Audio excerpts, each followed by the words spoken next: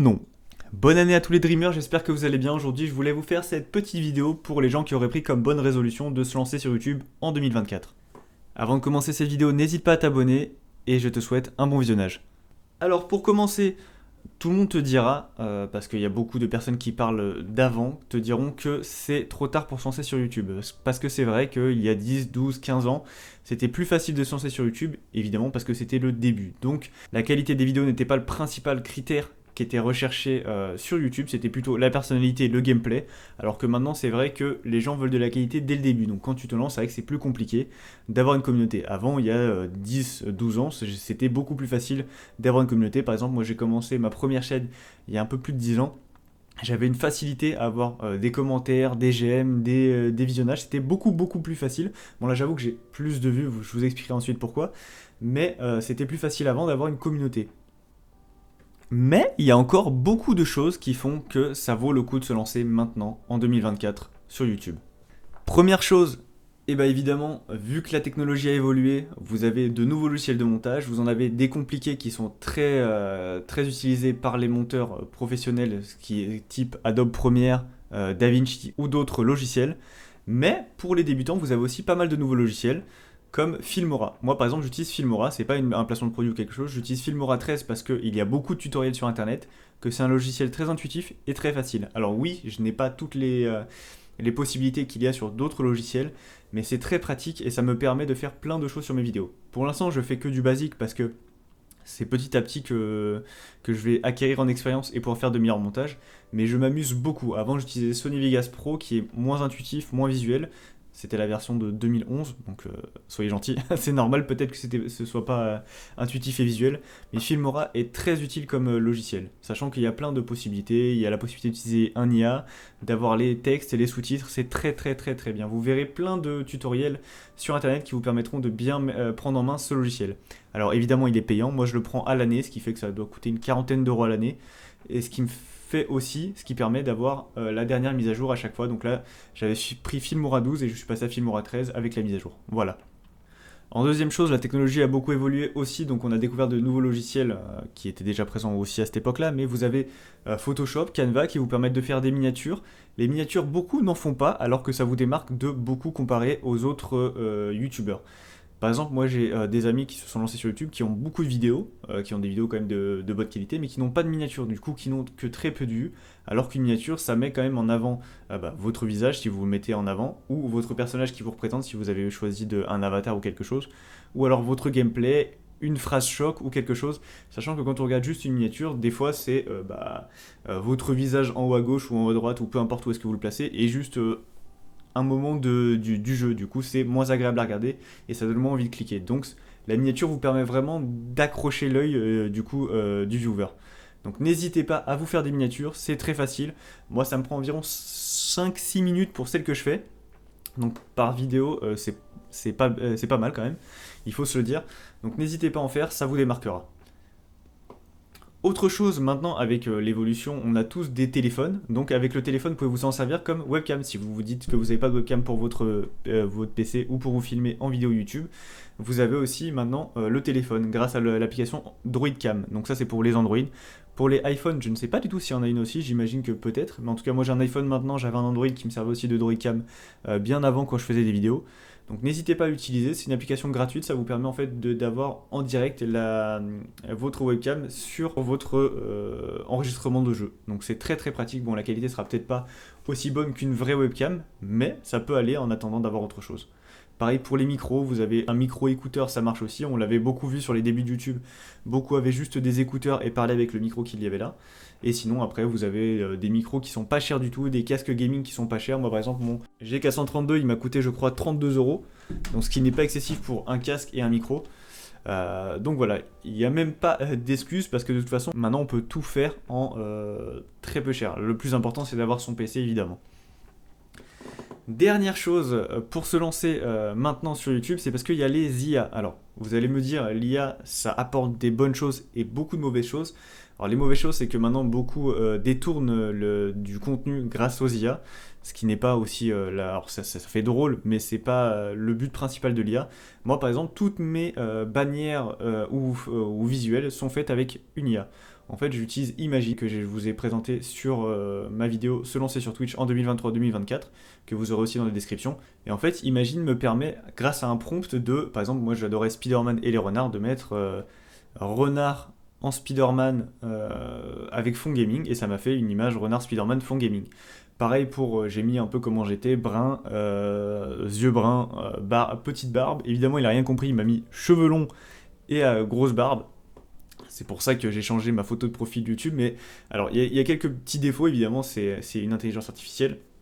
Mais c'est quand même très pratique pour ceux qui ne savent pas faire de visuel et qui veulent pas juste prendre une image de jeu et mettre sa tête dessus ou quelque chose. Là, ça permet en fait d'avoir quelque chose de personnalisé pour soi, parce que le prompt, on peut vraiment le préciser, rajouter plein d'adjectifs, plein de formats différents. Moi, par exemple, j'ai pris animé, le format animé V5, je crois, et on peut choisir aussi d'autres choses avec le format du coup animé, réel, réalistique ou autre, et ensuite choisir encore d'autres choses, typé Halloween, typé Euphoria ou d'autres types qui changent encore ton prompt.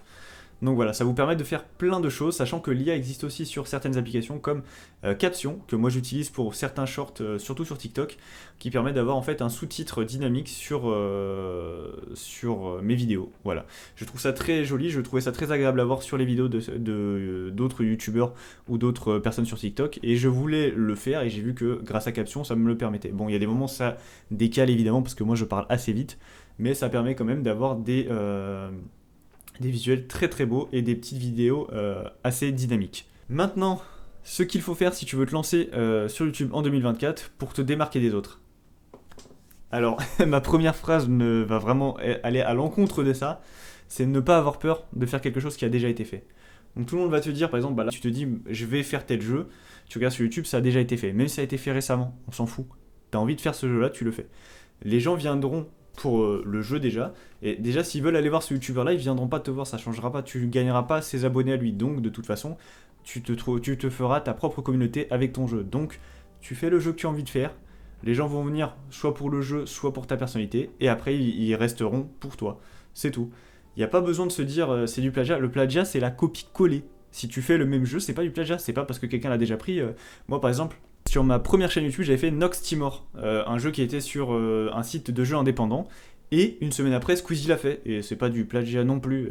J'imagine bien qu'il n'est pas allé regarder ma vidéo et qu'il en a rien à faire des vidéos que je fais. Et c'est pas pour autant que du coup j'ai dit plagiat ou que quelqu'un dit plagiat ou n'importe quoi. C'est juste que c'est des vidéos, on regarde tous la télé, on va tous sur les mêmes sites de jeux.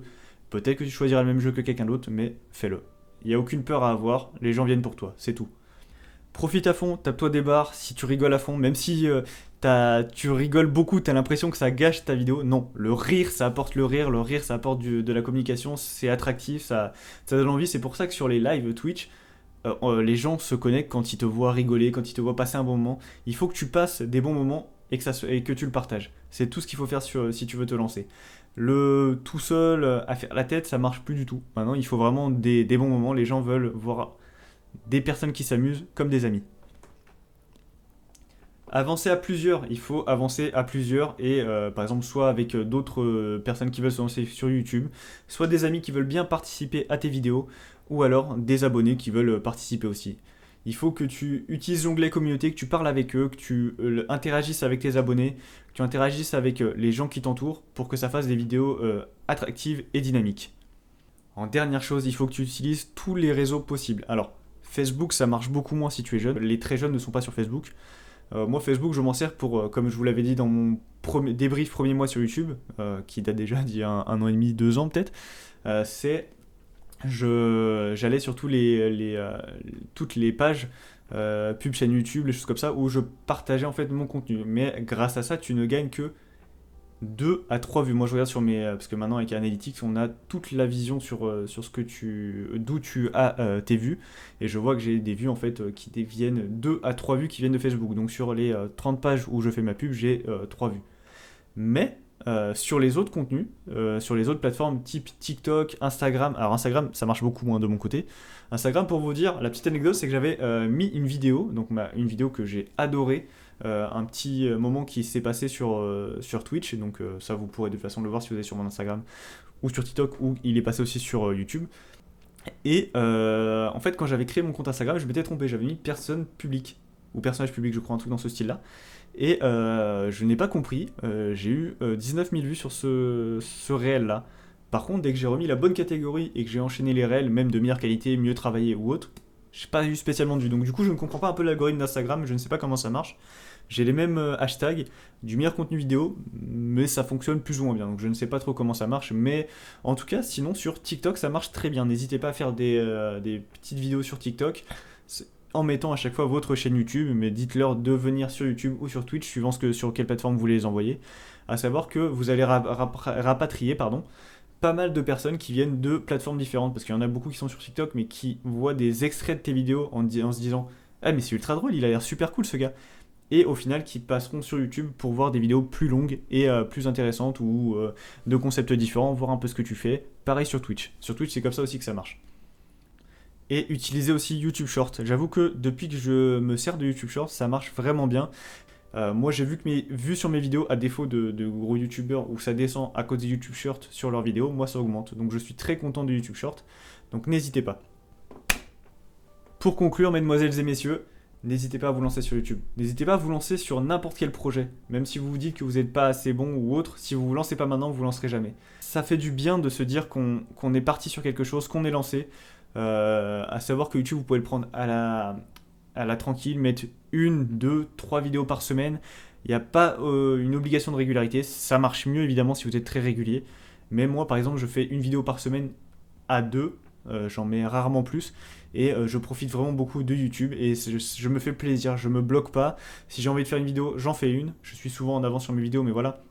Même si là, par exemple, je suis en avance jusqu'à 2 mois après, je ne mets pas des vidéos plus tôt. Je préfère me dire que je prends le temps petit à petit, que ça me laisse le temps de faire d'autres choses à côté. À côté de ça, j'ai mon métier, j'ai ma vie de famille et autres. Et ça me permet quand même de faire beaucoup de choses. Donc, n'hésitez pas à vous lancer. Franchement, maintenant, ce que j'ai envie de voir, c'est plein de gens qui sont sur YouTube, plein de gens qui partagent des choses qu'ils aiment, plein de nouvelles personnes, des personnes qui vont juste envie de partager. YouTube, quand j'étais plus jeune, ça m'a permis de sortir d'une mauvaise passe. Et c'est pour ça que je m'étais lancé sur YouTube à ce moment-là. Donc si ça peut vous permettre de partager votre passion, d'être quelqu'un d'heureux dans sa vie, n'hésitez pas à vous lancer sur YouTube. C'est tout ce que j'ai à dire. Allez, ciao.